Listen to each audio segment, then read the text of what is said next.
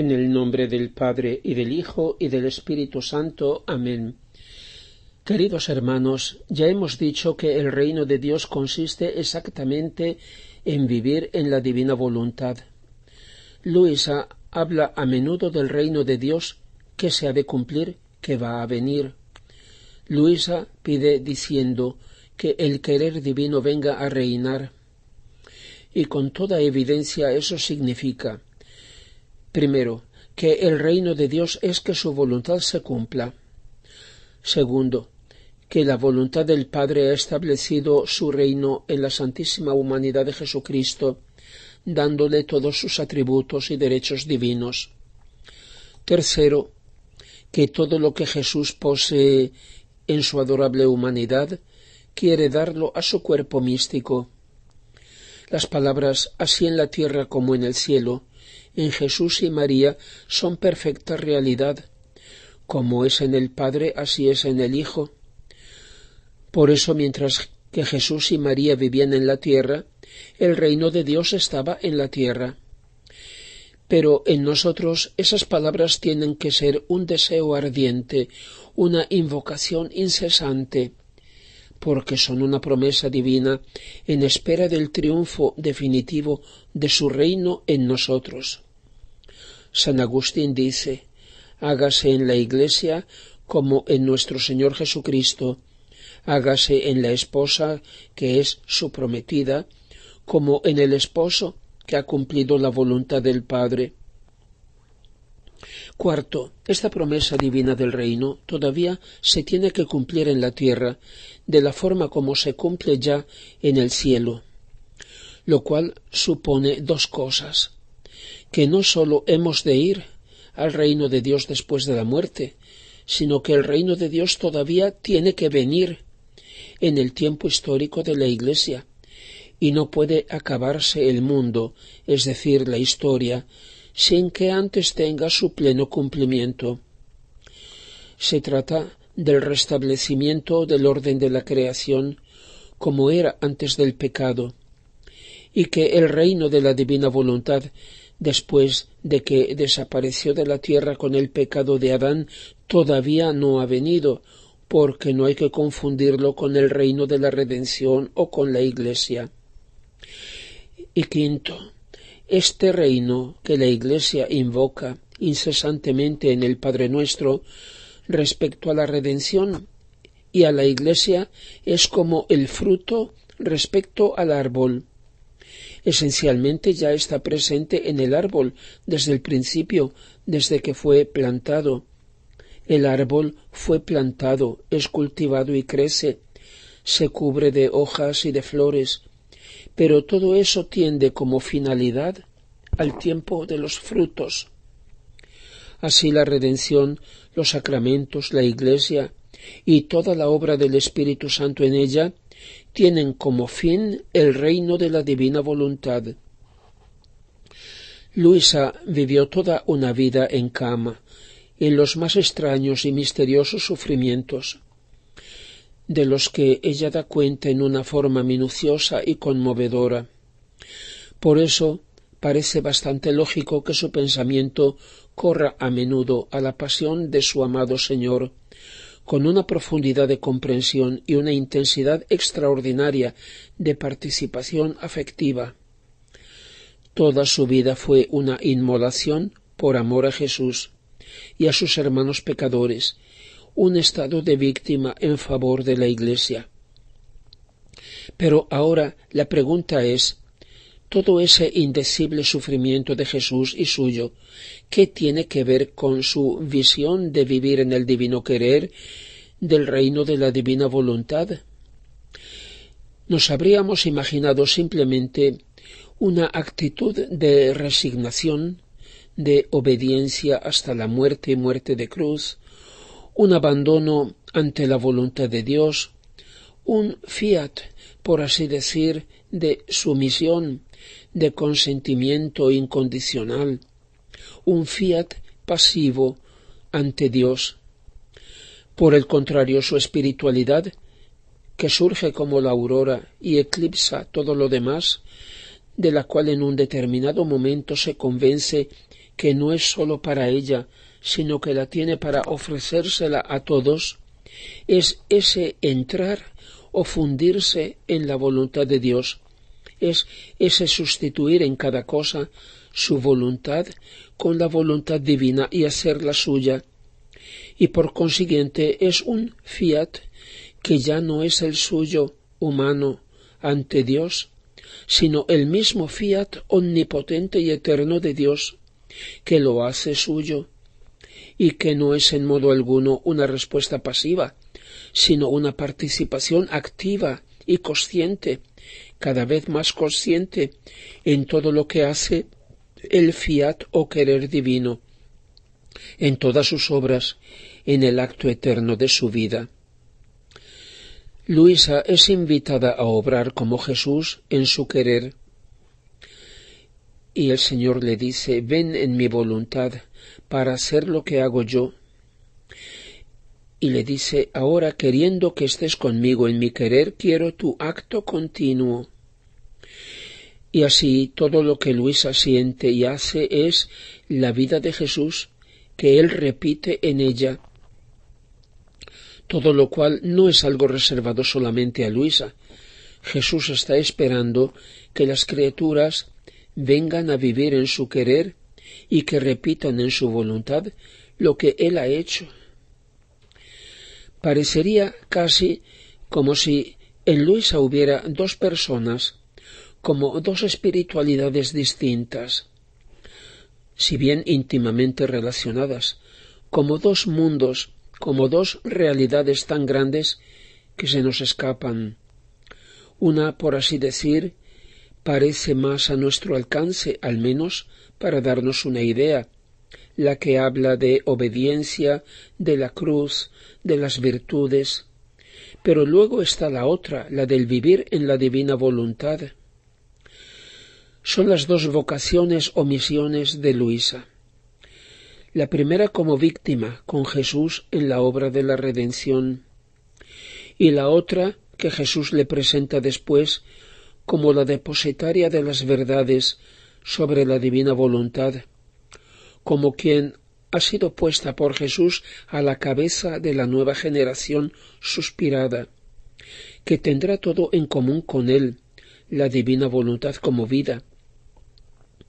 Al final del volumen 12, el Señor le dice a Luisa que hasta entonces ella ha cumplido el oficio que tuvo su santísima humanidad en la tierra, como víctima, que a partir de entonces desempeñará el mismo oficio que la divina voluntad realiza en su humanidad, es decir, una tarea activa. Y así como su espiritualidad se explica solamente con su doctrina, la divina voluntad, vida de Dios y vida destinada a sus hijos, así se explica también con su doble oficio, el de víctima y el otro, de dar comienzo al vivir en la divina voluntad y ser la depositaria de todas sus verdades, que son manifestadas por medio de ella. Le dice el Señor: hasta ahora te he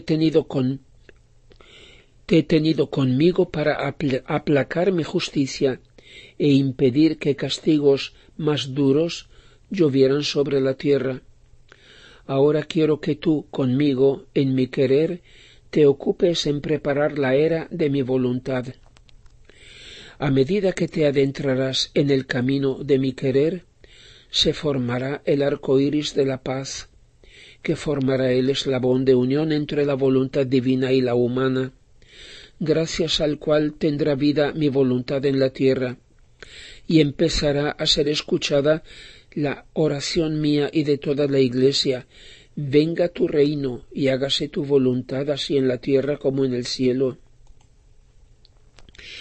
Esto quiere decir que la espiritualidad de Luisa, por así decir, se sumerge por un lado en la obra de la redención y por el otro en el cumplimiento del reino de Dios, el reino de la divina voluntad. Y efectivamente hay dos escritos de Luisa que representan estas dos obras divinas y corresponden también a dos etapas de su vida. La primera, en que Jesús la ha formado como otra humanidad para él, y la segunda, para actuar como Jesús en la voluntad del Padre. Ya lo hemos dicho, primero se construye la casa y luego se va a vivir en ella. Estas dos etapas corresponden a dos escritos, respectivamente, las horas de la pasión y la pía peregrinación o paseo o recorrido del alma en la divina voluntad. Las horas de la pasión no son una narración o una simple meditación de la pasión de Jesús, como la han escrito tantos autores espirituales.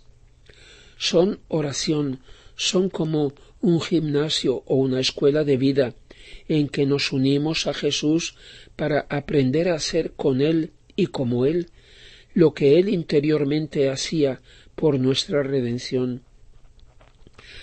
La peregrinación o paseo del alma es un título que se le ha dado porque ella no le puso título. Es, como dice Luisa, la forma práctica y eficacísima de recorrer la santísima voluntad de Dios para pedir el reino del fiat divino en la tierra. Es la continua plegaria con la que el alma se une a la divina voluntad en todas sus obras, la creación, la redención, la santificación, para adorarla, bendecirla, darle las gracias y amarla, pidiendo en todo que venga su reino. Pero Luisa personalmente tiene un papel o una misión especial en todo esto.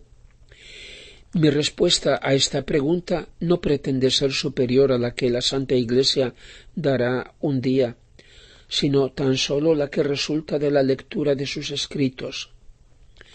Jesús mismo le explicó que, como otra humanidad suya, ella tomaba parte en sus mismos oficios de Redentor y de Rey. Le dice: «Amada mía, hasta ahora has ocupado ante mí el oficio que tuvo mi humanidad en la tierra. Ahora quiero cambiarte el oficio dándote otro más noble, más amplio. Quiero darte el oficio que tuvo mi voluntad en mi humanidad. ¿Ves cómo es más alto, más sublime? Mi humanidad tuvo un comienzo, mi voluntad es eterna. Mi humanidad es circunscrita y limitada. Mi voluntad no tiene límites ni confines, es inmensa. Oficio más noble y distinguido no podría darte». Y le dice: «Hija mía, no temas.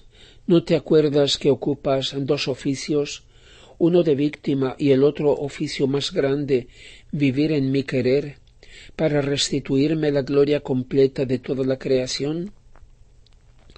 Por eso Jesús le dijo: «Tu misión es grande, porque no se trata sólo de la santidad personal, sino de abrazar todo y a todos, y de preparar el reino de mi voluntad a las humanas generaciones».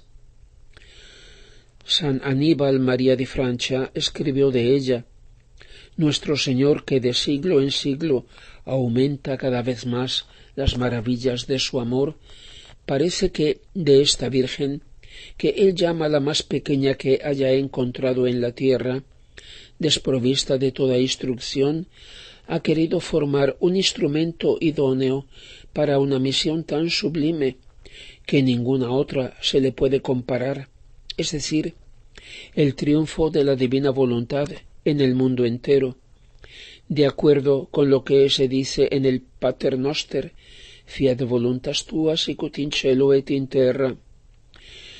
Dejemos por ahora a Luisa. ¿Cómo podemos nosotros hacer nuestra su espiritualidad? Es evidente que su vocación como víctima es sólo de Luisa y de ciertas almas llamadas a serlo por el Señor. Y es también evidente que su misión de dar comienzo al cumplimiento del reino de la divina voluntad en la tierra es una misión única, irrepetible. Pero nosotros, ¿cómo podemos poner en práctica lo que leemos? Porque del papel ha de pasar a la vida. Los primeros apóstoles siguieron a Jesús, el cual, volviéndose, dijo: ¿Qué buscáis? Respondieron: Maestro, ¿dónde vives? Y Jesús dijo: Venid y veréis. En otras palabras, empecemos a leer y nunca se acaba, es siempre nuevo lo que leemos, sabiendo que Jesús ha dicho: Por tanto, escuchadme, y os ruego, hijos míos, que leáis con atención estas palabras que os pongo delante, y sentiréis la necesidad de vivir en mi voluntad. Yo me pondré a vuestro lado cuando leáis, y os tocaré la mente, el corazón, para que comprendáis y decidáis querer el don de mi fiat divino. El conocimiento es indispensable. Se ama en la medida que se conoce. Cuando ese conocimiento empieza a impregnar no sólo la mente, sino también el corazón, se empieza a ver todo con una luz diferente, a tener otros gustos y deseos, a orar de un modo nuevo, distinto, a tener otro tipo de relaciones con las tres divinas personas, con la Madre Celestial. Nos cambia la vida sin que pensemos cómo cambiarla nosotros, porque nuestro interés ya es sólo Jesús y su interés. Gloria al Padre, y al Hijo, y al Espíritu Santo, como era en el principio, ahora y siempre, y por los siglos de los siglos. Amén.